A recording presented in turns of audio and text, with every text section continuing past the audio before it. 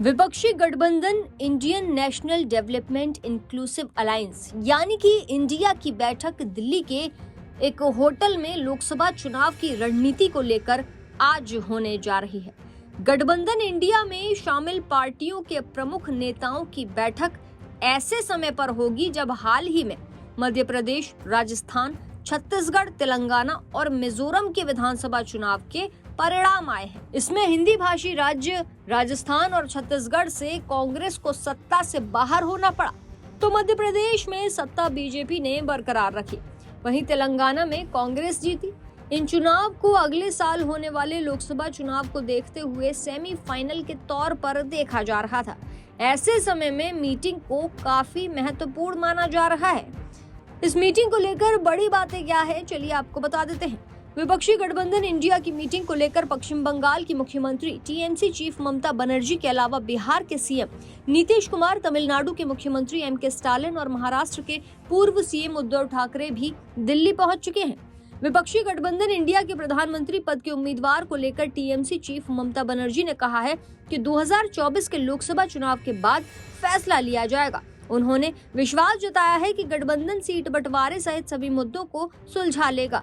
बनर्जी ने उम्मीद जताई कि पश्चिम बंगाल में कांग्रेस, टीएमसी और लेफ्ट का गठबंधन हो सकता है। इस बीच टीएमसी ने कहा है कि कांग्रेस अपनी जमींदारी संस्कृति को त्याग कर ममता बनर्जी जैसे वरिष्ठ नेताओं को गठबंधन के चेहरे के तौर पर पेश करने की दिशा में काम करे। तो वहीं राष्ट्रीय जनता दल के चीफ ने दावा किया है कि इंडिया अगले साल होने वाले लोकसभा चुनाव में पीएम मोदी को सत्ता से बाहर कर देगा। बता दें कि विपक्षी गठबंधन इंडिया की मीटिंग में अगले लोकसभा चुनाव के लिए सीट के बंटवारे, साझा जनसभाओं और रणनीति बनाने समेत कई मुद्दों पर चर्चा हो सकती है।